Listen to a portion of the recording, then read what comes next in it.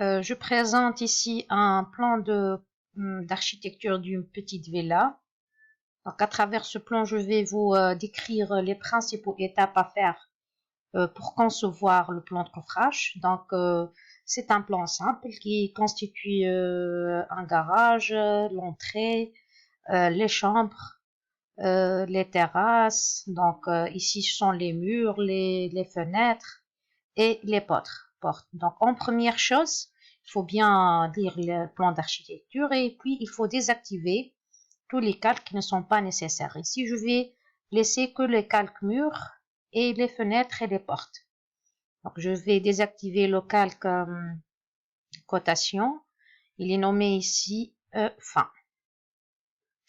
Une première chose à faire, c'est de vérifier l'épaisseur des murs. Donc, ici, les murs extérieurs, ce sont des doubles cloisons de 35, comme vous voyez ici. Et les murs intérieurs, ce sont des cloisons de 10. Après ces vérifications, donc je vais commencer à construire les axes. Donc, les axes, ce sont les axes des poteaux et des poutres. Donc, comment on va les faire? En fait, on va copier la facette intérieure des murs. Donc, copier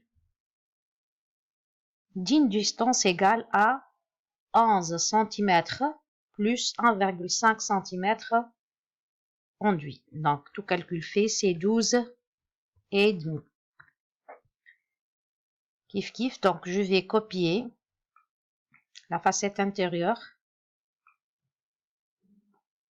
Je vais copier cette facette intérieure. Copier. Même distance, 12 et demi. Très bien. Donc, pour les axes, j'ai préparé le calque Layer 3. Layer. C'est ça.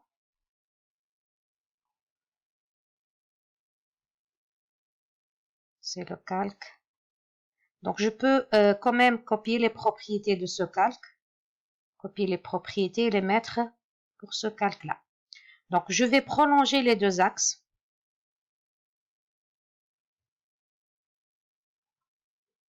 Je vais les prolonger pour constituer l'intersection. Donc, l'intersection, c'est en fait l'emplacement du poteau. Donc, pour cela, j'ai préparé un poteau de dimension 22-22. C'est ça, donc c'est 22. Donc, je vais copier ce poteau. Donc, je vais le copier de l'intersection ici vers l'intersection des deux axes. Donc, je dois faire ce travail pour tous les murs. Donc, prolonger perpendiculairement et à chaque intersection, on va emplacer les poteaux. Donc, je vais créer des axes verticaux et des axes horizontaux.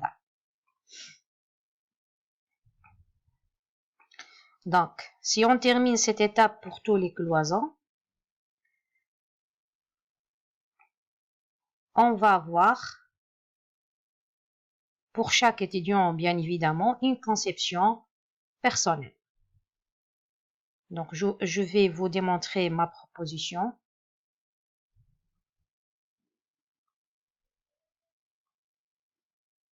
Pour ce plan.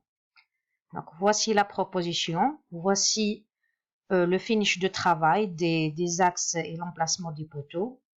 Donc, je vais essayer de bombarder le plan par un nombre maximum de poteaux et puis je vais sélectionner les meilleurs choix de position.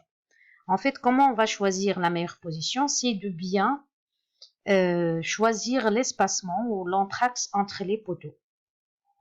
Donc, comme vous le savez, donc la prochaine étape, c'est de prévoir le type de plancher.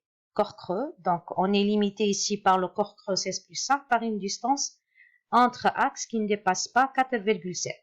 Donc c'est pour cela, pour ce plancher par exemple, je vais mettre le sens du nervure dans ce sens, dans le sens de 4,3 pour qu'il puisse être un plancher d'épaisseur 21. Si je le mets dans ce sens-là, donc ça va être un plancher 19 plus 6. Donc, ceci c'est personnel, donc chaque étudiant va avoir une conception propre à lui selon la position des poteaux choisis. Donc, on peut se débarrasser par exemple de ce poteau-là, mais on doit augmenter l'épaisseur du plancher puisque ça va être une distance de 6 mètres, de 94 plus 310. Donc, c'est pour cela que je vous ai dit déjà, les conceptions sont diverses. Donc, la meilleure conception, donc les conditions d'une meilleure conception, c'est le minimum de poteaux. Donc, après le bombardement du plan par un nombre maximum de poteaux, on va éliminer petit à petit les poteaux pour avoir une bonne conception. Donc, si c'est bien, si c'est bon, on a bien choisi les poteaux, on a bien calculé les épaisseurs du plancher. Donc, on va relier les poteaux par des poutres. Donc, pour cela, j'ai préparé le calque layer for. Donc, ça, c'est le layer for. Donc, j'ai relié les poteaux par les poutres. Pour les poutres qui sont parallèles à l'axe, à la nervure, ce sont des réducteurs. Pour les poutres qui sont perpendiculaires à la nervure, ce sont des poutres principales. Donc, ils vont supporter les charges.